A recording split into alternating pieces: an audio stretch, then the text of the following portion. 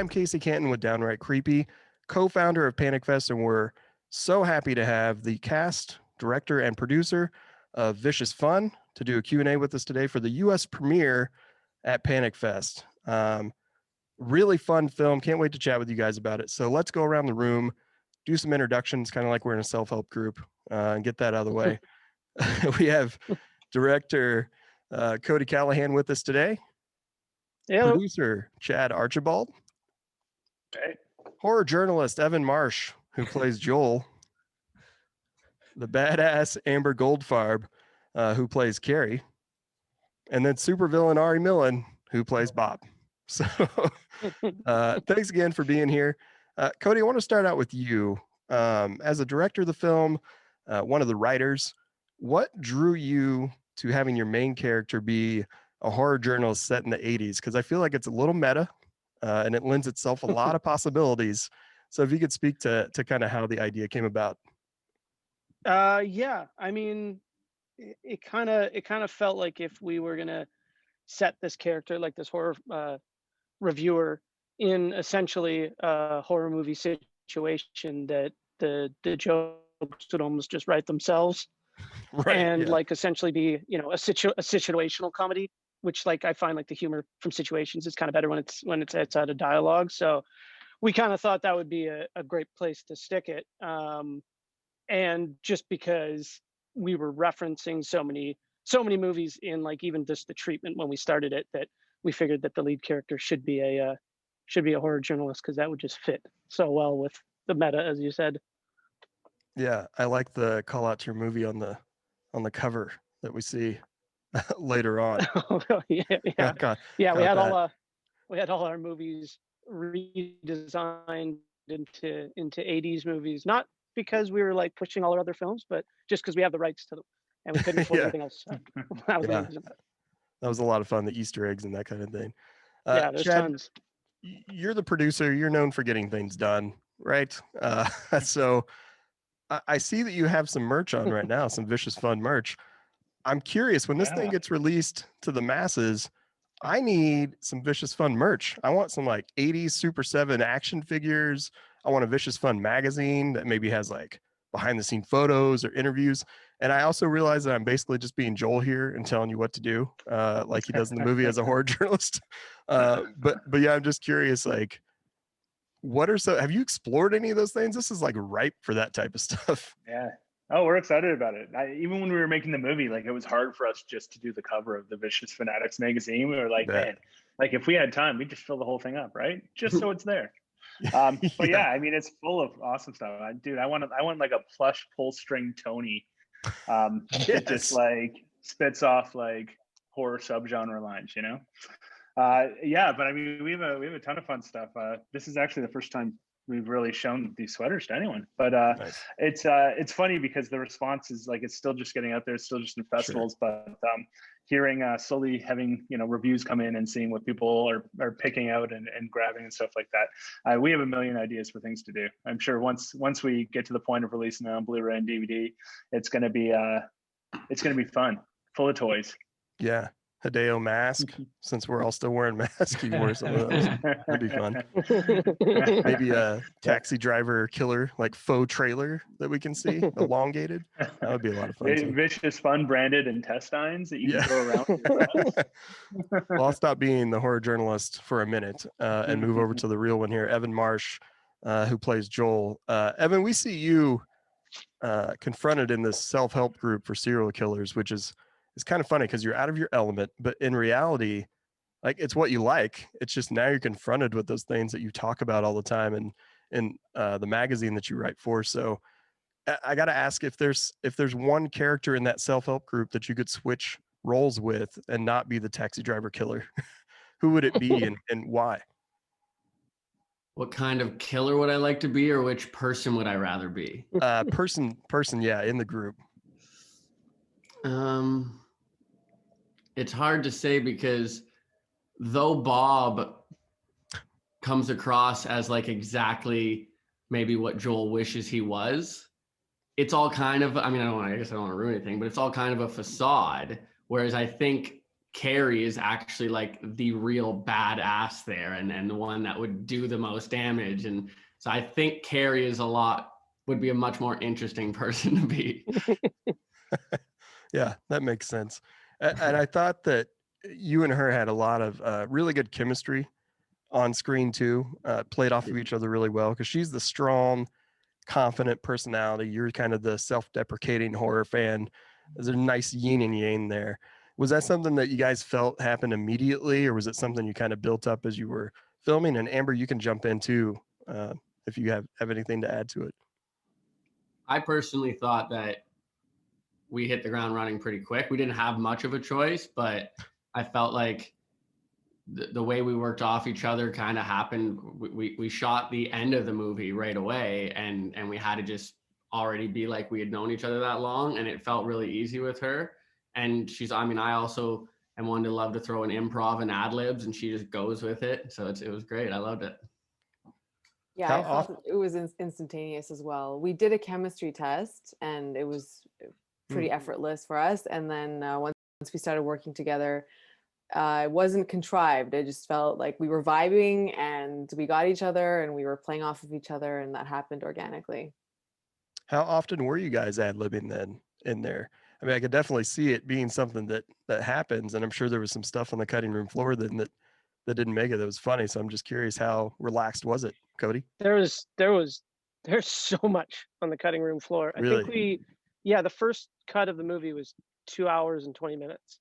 Oh, wow. And that's just because they kept going and kept ranting, and sometimes we couldn't choose what to use and what not to. But I would say like we started off pretty on script, and then I would say about halfway through it really went off the rails, and in an awesome way. And everybody leaned into it, which is great, because sometimes you have like certain cast members that can ad lib, and then some stick to the script. But everybody went nuts. Like I don't know, even I feel like one of my favorite scenes is, you don't judge another man's mustache, and that was literally that was never in the script. That was just That's Evan awesome. and Ari and everybody just started riffing in the moment. So I don't know. Yeah, it was great. It was awesome. Yeah, that's such a good line to know that it wasn't written in and just in the moment. Totally. Yeah, And that was the last day of shooting too, wasn't it? Last Like scene. the last scene. Mm. That's it awesome. was. You're right. Yeah, Cody was real open with like right away. He was like, it's always a little nerve wracking to just try things, and once I tried a couple, he was like, at one point he was like, we'll do some, and then at the end, if there's anything you want to do, just go for it. And it's like, okay, that's awesome. Like that's really comforting to know that I can just try and fall flat on my face if it happens. Yeah, and probably keep the ones that you put in, that you just kind of put yourself out there and tried it. Those are probably the best ones. So another good one was the one cop's line where he turns and goes, "I hope nothing happens to me. I'm the only thing my stepdaughter has in the world." Oh, fuck. Wait, was that ad lib? Yeah, that was an ad lib. Oh, that's incredible. He did it different every single time. So there's like 10 different versions that are all different versions of what he says there. Yeah. That's so features on awkward the and DVD sobering. for sure. Yeah. Perfect moment. Amber, your character Carrie, you play such a badass in this film, and to me, you gave off kind of the real kind of mysterious, like Dexter vibe, right? Like you're killing other killers. We don't know why. It's mysterious. Is there any backstory that you conjured for yourself or Cody conjured for yourself to give you more information on your character? Because Joel tries to get it out of you more than once, thinks he's being slick, never really gets an answer for it, which I think is good for the movie. But now I'm curious, after the credits rolled, did you ever have that discussion? Yeah, we definitely did very early on. I think even before we started, even before I got the role, we'd sat down, we had a meeting, and I was picking his brain about, what backstory that he and the writer had envisioned for Carrie. And we basically had come up with the same idea independently. So there was something right on the page, because I picked up on it, which is that her family was brutally murdered, and that she had a brother that Joel actually reminds her of, and she ran away when that happened, and was recruited by this agency that trained her to kill the bad people. But you can see like in the killing style that there's like this teenage angst and this rage. She's not like a cold, calculated killer. She still has that rage in her. And I like playing off of the brotherly, like sibling dynamic with Joel. I just thought that was a more interesting choice. And I was really glad when I read the script that it didn't become like a romantic thing. Right. And it's just like, for me too, when I read it, I'm like, so why does she care about him? Why does she protect this guy? Like, what motivates her to do that? And having that backstory with him reminding her of her sibling just added a layer of also like vulnerability to this character who doesn't have a lot of moments to show that. But I think it gave her more depth. Yeah. He always says, like, he gets asked, are you his girlfriend? And he's like, no. So it kind of felt like, he could have feelings for her, but it's not like that, kind of like it was with his roommate. So, and it gradually progresses into something that we see grow into something really cool at the end. So let's move over to supervillain over here, Ari Millen. You play Bob, and just an incredible villain for this. It was sleek. You were smart. You were kind of a chameleon and just kind of made your skin crawl, I thought, but you were still really funny and quick-witted. So was there anything that you based your character off of? Did you draw from personas in horror that you liked, or any other characters to create this? Because you were just a real prick in the best possible way, and I loved it. Well, thank you for that. Yeah. I think Bundy's name came up early in the process as sort of a place to start, but I didn't really base it off of anybody. I think the real strength was in the writing with James and Cody, and then obviously, like Amber said, speaking with Cody, his openness to develop early on. And then really, I mean, going back to the improv side of things, of people who are able to go off book and those who stay on book.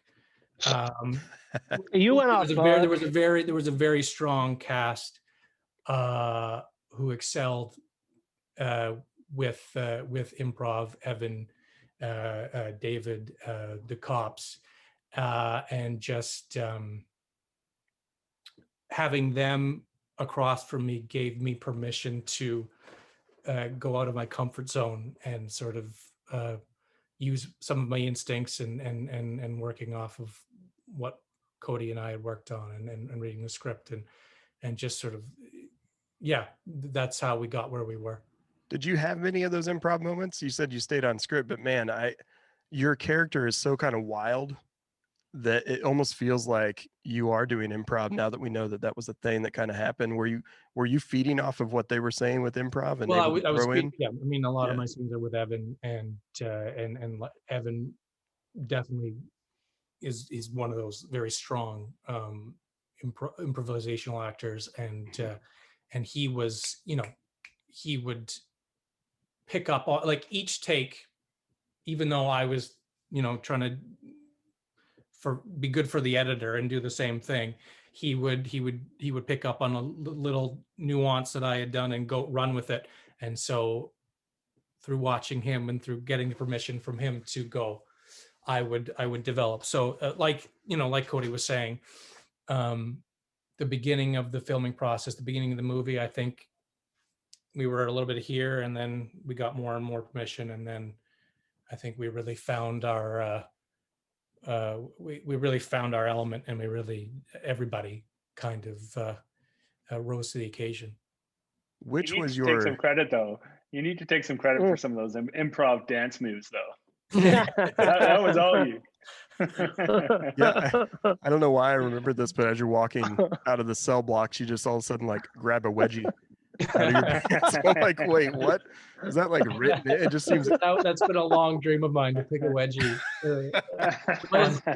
So I picked my moment. That was last shot of your actor reel. That's what stood out. That needs to be. Was the rock hard line in the cells? Was that you? Or was that scripted? No, that was you. That was Ari. you. I thought so. Yeah. Yeah. That's a gem. That caught me. I know. I laughed pretty hard at that, especially Evan's like eyes when he like realized. He's like, oh, it's just such an effective little moment that we have there.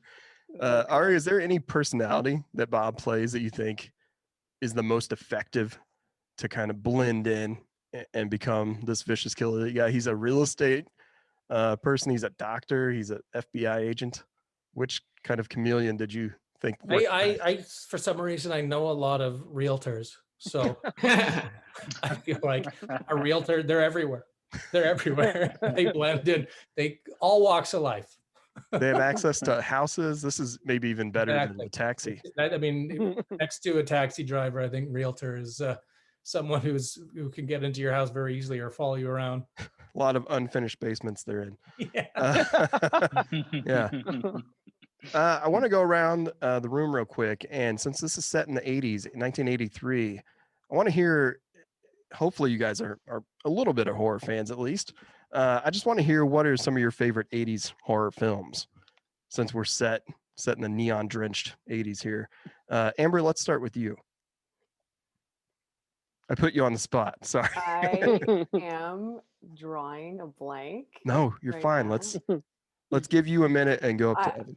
I probably go with Halloween just because I went through like my teen years of like needing that adrenaline rush on weekends of going through like I've watched like every horror film from the 80s, but I just can't think of what my favorite is right now. I go with Halloween. People always ask me that and expect me to give an answer right away, and I feel like it actually changes pretty often. So yeah, it's always changing. Yeah, I can't like it's just so hard to pick. Evan, what's yours? I would go with The Shining, and I think it stands on its own at any decade, right? But if we're especially for 80s, I mean, it's one of the best of all time. Yeah, not the remake, right? No. With the guy from Wayne's, I'm blanking on his name. I actually have Halloween and Shining and the Thane, little collectible box over here, so that's funny. There you go. Cody, what do you got for me? Again, yeah, it's like it changes so often, but I just recently, maybe a couple of years ago, rewatched They Live. That movie's so fucking funny. That's so badass. I think that lately that's been kind of my go-to. I watched it a couple times since then. Yeah, that's great. I actually haven't seen that one in a little bit. I kind of want to revisit it now that you brought it up. You gotta rewatch that one. There's that fist fight scene in the alley that's like 10 do minutes remember long. that. It's amazing. Chad, what do you got? Yeah, again, it changes. I feel like I've answered this question 400 different times I in know, different same. ways. But I always remember Hellraiser 2 when I was young. I love that movie, and man, it did not age well for sure. Some of the visual effects in it, but I always loved it when I was young. I love that. I also love the Puppet Master movies. I draw those things all the time when I was a kid, scare my friends, and make other parents wonder what was wrong with me. Yeah, I remember watching those. My dad would take me to the VHS store. We'd get it. You'd pick out something based on the cover. That was your trailer. Yeah. And I got a little vividly, Blade doll in my upstairs. Yeah, being on my like desk scared right to go to bed at night, thinking those things were under my bed because they're just tiny things. That and just dolls in general, creepy. All right, what is one of your favorite movies from the 80s, horror movies? And I don't know if I'm hitting the right decade, but the first sleepless night I ever had was after watching Pet Sematary. Yeah. Was her name Zelda? The Yes. Upstairs. Oh god. That is one of the most underrated creepy characters in a film, I think, of all time. It doesn't get talked about enough. Oh, he was horrifying. And then again, I don't know if I'm hitting the right decade, but Cody and I used to watch Evil Dead. Not Evil Dead. Evil Dead. Evil Dead? Yeah, I think. Yeah, we watched Evil Dead 2 first. Far too young. Yeah. Way too young. And then we watched 1 and howled at the rubber arms getting cut off. Yeah. All of 2 just gets so batshit crazy that I don't know. To me, it's more fun than 1 even, and I love 1, but there's a lot of fun there with 2. So I want to go back around to real quick and follow up on the question I asked Evan. So Evan, you're off the hook for this one. If you could swap roles or be one for Cody and Chad, which serial killer would you be? It's like Mike's the camp slasher. We got Fitz, who's the maniacal kind of clown. So is there one that stands out that you'd want to be? I'm gonna maybe cheat on this one because I know his You wrote all of ridiculous them, yeah. ridiculous backstory, but the backstory for Phil is pretty Yeah. fucking hilarious. But I'm not gonna spoil it. Yeah. But I'm gonna go with Phil because he's so underrated. Okay. Yeah, I could see that. Amber, who would you swap with? I think Evan mentioned earlier, your character's so badass that I feel like it's between like you and Ari, but Let's not swap. Let's make a sequel or a prequel yes. and give Carrie, give her delve into the other parts of the backstory that we didn't get to touch on a little bit more. I think she should have like a super operative team that's actually operating around her of like serial killers. It almost becomes some sort of cinematic universe, right? Like Marvel universe of serial killers. I like that. Ari, who would you swap with? I like the almost bumblingness of Mike, of just like, I barely do my dishes. Why would I clean up after a killing? And so, I mean, I thought that was really funny. Plus, I've always wanted to be a bit taller, so I can be better at nonsense. A bit taller? Yeah, he is a mountain of a man. What is he? He's 6'10". He's 6'10". So he's Something got like that. He's got a foot on me. He's got like size 21 shoes, like they're custom made for him. Like he actually wore his like wrestling boots that he wore in wrestling because they were like he only has so many pairs of custom shoes that are like boots that they're so huge. I remember I had to actually pick him up every day because he wouldn't fit in like the cars that the PAs had, so I had to go in my truck. And he's like the nicest dude in the world. Like, he's just so friendly. He's so thoughtful and just has a million awesome stories. But yeah, definitely like scary as hell if you met him in a dark alley. I drove him home one day, and I drive a Hyundai Elantra. So we had to back that up, and it was so comedic, just him right there. But then he was like putting on like James Taylor and stuff, and he was just like, "This is a really good album by James Taylor." Like, you're just a big sweetheart, man. One of the gags was supposed to have him in the back seat while we were spying on the cop shop, and he just in the. Oh yeah, and he wouldn't fit him. So we had to put Julian in the back. But it was literally supposed to be Mike just crammed in there. You just roll a window down and his head sticking out while he's trying to just spy. He was too big for the gag. Even in the front seat, he was in the passenger side seat, and it was like, okay, are we ready? Rolling. And he'd close the door and it'd be like, all right, you got the take. As soon as we cut, it's like the door flies open, he just spills out. It's like a clown car. Chad, if you could pick a character, any of the self-help serial killers, who would you pick? I gotta say Fritz now. One, I'm a big Julian Richings fan just because I think he's such a fantastic human being and talented actor. But yeah, no, Fritz, I mean, he was so much fun. He was like one of the most fun characters just in on the side of like when wardrobe was coming in and like we were seeing how it was kind of getting designed and stuff like that. He was just such a fun character, and also in the script just reading like all the wacky stuff where it's like it starts off, it's like, who is this boring serial killer? Oh, he's like a accountant or whatever. And then he gets to a certain point where we're like, I just can't wait till the day where we see Julian Richings like pull out the white paint and start doing his own makeup. So I'm gonna say Fritz. I think that dude has a lot of fun. He's like a cross from the energy vampire, What We Do in the Shadows, and the Joker. That's what I got from it. I was like, what if we had those two? This is Fritz, I think.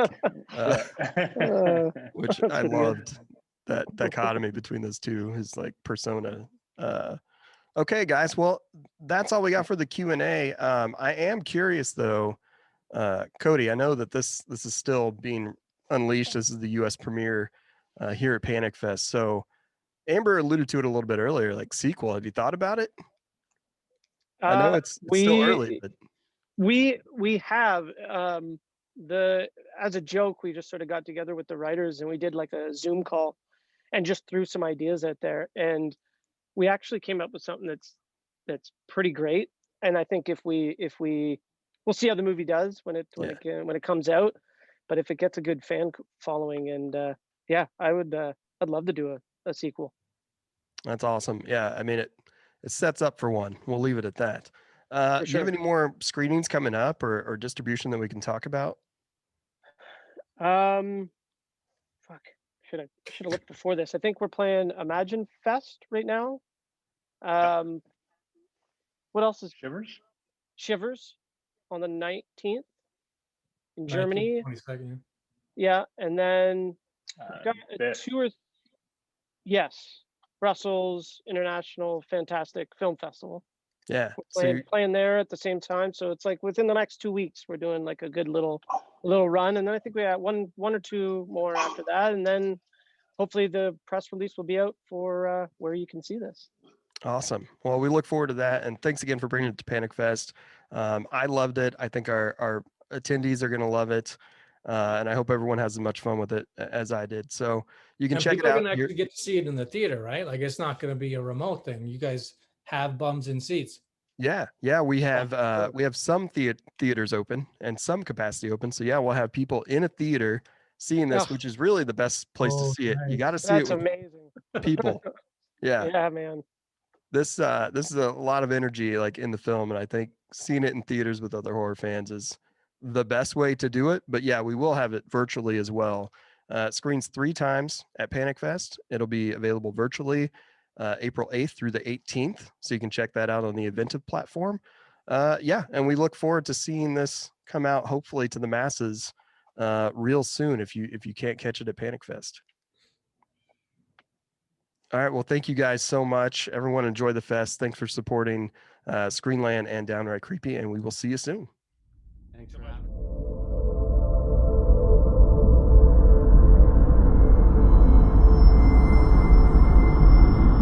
Hey guys, Casey Caton here again. So we just watched the Vicious Fun Q&A. We couldn't get Dave Koechner due to some scheduling problems because he is actually off shooting something else, which you will see here in a minute. But he was very nice enough to take some time out and send us a special message from the set of Tacoma HD. So let's check that out right now, and I really appreciate Dave taking the time to do this. David Koechner here. Sorry I couldn't be there with you. I don't know if you guys know this, but travel's kind of restricted these days. But you're in Kansas City. Panic Fest. The best fest to panic at in the land. My heart is palpitating just thinking about Panic Fest. What causes panic? Horror films. And a question has been posited to me. If now that I'm trying to further, what genres do I enjoy better, or something like that? Well, I enjoy them all. I'm happy that I could employ my meager skills in the horror genre, which I've done many times, and it's a pleasure. And of course, surprise anytime I get hired, but that's a lie. Never surprised. But just to work in all different kinds of genres. There he is. 200 films to his credit. Well, not films, but stuff. I'm on the set of Tacoma HD, gang. It's FD. FD. He doesn't care about his project. I don't. I care about me. Yeah. Say hi, everybody. Hi. So, you want us to get ads here? No, I don't care. You do what you want. Anyway, I enjoy working in all of them. I don't have a preference for one or the other. I would actually like to do some more dramas, just so to further confuse people, as if they're not confused enough when I pop up in a comedy. But I love doing horror films. Look forward to doing more. Check out Cheap Thrills if you haven't seen that one. That's in the genre. But let's talk about Vicious Fun. Cody Calahan, who's the director, in my phone, I have him as Cody Vicious, because that's how he treated me the entire time on set. I guess to get a better performance. But he goes deep, he goes strong, he goes scary. Anyway, thanks for having me. Dig Panic Fest. You know I dig my KC brothers and sisters. Thanks for all of you who have contributed over the years to Big Slick. And we look forward to seeing you when this whole thing is over. All right. Peace and love. Panic!